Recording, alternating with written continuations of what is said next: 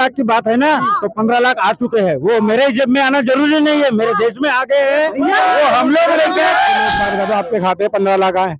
आप मुझे खाली एक बात मुझे बताओ, 15 लाख बेरोजगारी है, किसकी जेब में एप्पल का फोन नहीं है, किसकी जेब में 20,000 से ऊपर का फोन नहीं है, आप गिन लो किसी की जेब में। अरे सबके उसमें जेब में फोन है, सब लोग, हर आदमी व्हाट्सएप चला रहा है। सबसे सस्ता इंटरनेट पूरे विश्व में आज हमारे देश में, सबसे सस्ता इंटरनेट पूरे दिन के लोग। मनोज तिवारी को मैं चैलेंज करता हूँ, अगर एक बाप की औलाद हो, ठीक है, हमें पुस्तक बोलेंगे हिंदुस्तान चलेगा भारत, जुड़ेगा भारत और 2024 में जीतेगा भारत। मोदी जी ऐसे कर सकते हैं तो इनके कार्यकर्ताओं की सोच देखिए, कार्यकर्ताओं की सोच। मोदी जी नहीं किए थे, अमित शाह आपको फ्लैंक किस दिख जाता है राहुल गांधी का।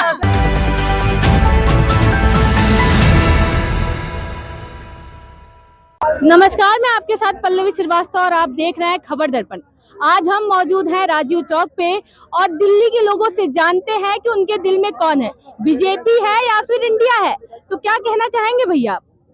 देखिए, सबसे पहले मैं अपना परिचय कराना चाहता हूँ सभी देशवासियों को। मेरा नाम मेहताब हिंदुस्तानी है और मैं राहुल प्रियंका गांधी सेना से दिल्ली महासचिव सेक्रेटरी स्पोक पर्सन हूँ। और देखिए, चलेगा भारत, जुड़ेगा भारत और 2024 में जीतेगा भारत। राहुल गांधी माननीय प्रधानमंत्री के रूप में 2024 में प्रधानमंत्री बन रहे हैं और हर बेरोजगार को रोजगार राहुल गांधी दिलाएंगे। मोदी जी तो बोल रहे हैं हम आएंगे 2024 में, लाल किले से उन्होंने ऐलान कर दिया। मैंने कब क्या है मोदी जी को, आए, आपका देश है, मगर इस टाइम 2024 में आपको सत्ता से बाहर करेगी जनता, स्वीकार नहीं करेगी। आपका देश है, वेलकम है। दूसरा ही प्रधानमंत्री इस तिरंगे का सम्मान करेगा, लहराएगा लाल किले से। लोग तो कह रहे हैं बीजेपी आएगी। अरे देखिए, कहने को तो भारत जोड़ो से क्या होगा, देखिए तो बीजेपी रही है। देखिए, जिसको भारत तोड़ो जो आज का एजेंडा चला रहे हैं, उन लोगों को भारत जोड़ो यात्रा से आपत्ति है। अच्छा जी, लोग कहते हैं एनडीए से 2 आई चुरा लिया आप लोगों ने। देखिए, एनडीए अब इन्होंने 38 पार्टियां बनाई हैं गठबंधन, और उसको मैंने नाम क्या दिया है, महाजुमला गठबंधन, जो फिर ये तीसरी बार देश का बेवकूफ बनाने आ रहे हैं। ये आज के इस युग के वो रावण हैं जो राम के नाम पर देश के युवा और देश की बेटियों को ठग रहे हैं। ये राम के नाम पर, आस्था के नाम पर, मंदिर मस्जिद के नाम पर, धर्म के नाम पर देश को बांटना चाहते हैं, मुद्दों से भटकाना चाहते हैं। आज का युवा पीएचडी कर इंजीनियरिंग कर अपने बैग में डिग्री रखकर घूम रहा है, दर दर भटक रहा है। और ये क्या कर रहे हैं, हर हर मोदी घर घर मोदी, हर हर पकोड़े घर घर पकोड़े। पढ़ो लिखो और पकोड़े बेचो, जलेबियां बेचो, चाय की दुकानें खोलो। फिर क्यों पढ़ाता है? अरे भैया, राजस्थान में भी तो है बेरोजगारी। नहीं, अगर रोजगार तो नहीं रह रहा, फिर पढ़ाते क्यों हो बच्चों को? तुम क्यों पढ़ाते हो? आप नहीं पढ़ाते हैं। एक मिनट क्या आगे साकार करने जा रहे हैं, और इसके लिए तहे दिल से मैं अपने देश के साइंटिस्ट को धन्यवाद देता हूं और ये आशा करता हूं कि उनकी जो अभिलाषा है, जो उनकी सोच है हमारे देश की साइंटिस्ट की, वो पूरा हो। क्योंकि कई और देशों का प्रयास रहा चंद्रमा पे जाने की, लैंडिंग कराने की, वहां वो असफल हुए। लेकिन आज हिंदुस्तान की सभी हिंदू, मुस्लिम, सिख, ईसाई सभी धर्मों में हम देख रहे हैं, मंदिर में आरती किए जा रहे हैं, मस्जिद में नमाज पढ़े जा रहे हैं, गुरुद्वारे में अरदास हो रहा है और चर्च में कैंडल जलाकर ये अरदास हो रहा है कि आज का 6:15 पे जो चंद्रमा पे चंद्रयान की लैंडिंग होने जा रही है वो सफल हो, और हमारे देश के जो साइंटिस्ट हैं उनका और विश्व में उन साइंटिस्ट के सम्मान हो, और वो हमारे साइंटिस्ट हमारे बीच आए, हम भी उनका साथ देंगे और उनका सम्मान करेंगे। और रही बात 2024 के मुद्दे पे, आप अगर प्रश्न कर रही हैं कि आज जनता के दिल में बसता कौन है, आप हमारे सीने पे भी देख सकती है कि उनके पोते जिन्हें इंदिरा गांधी कहा जाता था, जिन्होंने पंजाब को खालिस्तान होने से बचाने के लिए अपने प्राण की आहुति दिया, और उनके बेटे राजीव गांधी जो हमारे भाई आज के बहुत पढ़े लिखे हैं, शायद इतिहास से नहीं पता है, इसलिए मैं उन्हें बता देना चाहता हूं, राजीव गांधी जी को चेन्नई में बम से उड़ा दिया गया था। और यही इन्होंने महात्मा गांधी जी को किस प्रकार आपने देखा नथुराम घोड़सरे मार दिए थे। और आज जिस पार्टी ने खूनों से सींच कर आज भारत को इस योग्यता पे पहुंचाने का काम किया, आज प्रधानमंत्री मोदी हमारे प्रधान सेवक जुमलेबाज केवल झूठ का पीता काटते हर जगह नजर आते हैं। और चंद्रयान का भी श्रेय देखिएगा, मैं अभी भविष्यवाणी कर देता हूँ, वो खुद अपने ऊपर ले लेंगे कि मोदी है तो मुमकिन है। अरे मोदी नहीं, मोदी जी ने तो बोल दिया कि 2024 में आएंगे। मैं अपने भाई अपने हिंदुस्तान की जनता को भी बता दो, 1969 में पंडित जवाहरलाल नेहरू द्वारा लाल किले 15 अगस्त के दिन देखा गया सपना आज के दिन साकार होने जा रहा है। क्योंकि बीजेपी तो कह रही है कि हमारे राज्य में ये हुआ है। उनके राज्य में तो फिर मणिपुर हुआ, क्यों नहीं उस पे बोलते हैं? क्यों उनके मुख्यमंत्री भाग खड़े होते हैं? अरे भाई, जब आपकी जहां व्यवस्था है, डबल इंजन की सरकार है, जब हम वहां पे प्रश्न करते हैं तब तो आप मैदान छोड़ के भागते हो, तब आप अमेरिका भागते हो। और जब आप चंद्रयान की लैंडिंग हो रही है, मोबाइल का आविष्कार हो रहा है, कंप्यूटर के जननायक कौन था? ये किसी को बताने लायक है? राजीव गांधी जी ने कंप्यूटर किस प्रकार से भारत में लाने का काम किया, किस तरीके से जनता तक पहुंचाने का काम किया, ये पूरा विश्व जानता है, ये पूरा विश्व जानता है। अब इसमें भी श्रेय बीजेपी तो कह रही है हम अर्थव्यवस्था को तीसरे नंबर पे लाए हैं।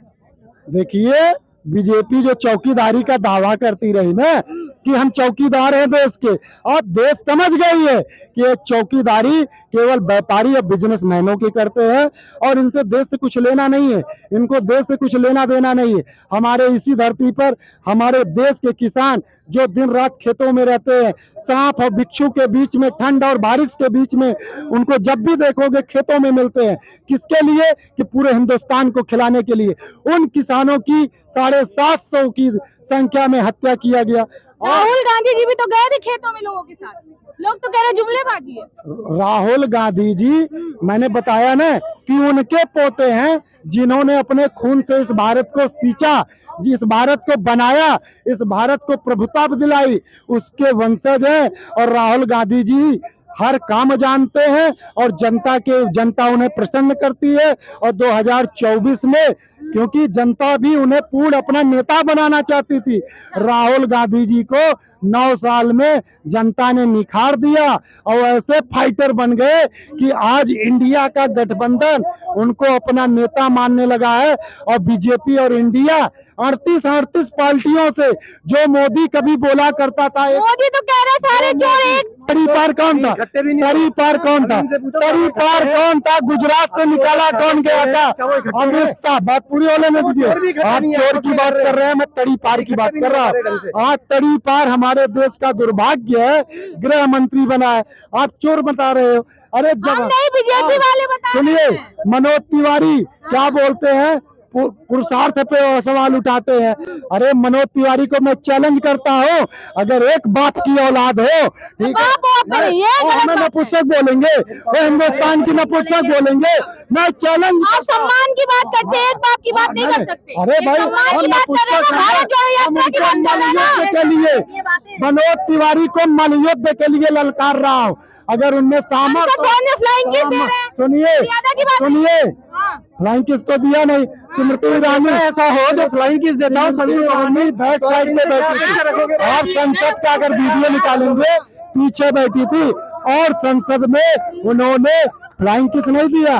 फ्लाइंग किस किस स्मृति ईरानी की बात कर रहे हैं, जो कभी सास भी कभी बहुत सीरियल नाटक नहीं होते। हमारे मंच के ऊपर उनमें बनी नहीं है, वो अपनी बहन को किस तरीके से किस दिया जाता है पूरी जनता के सामने।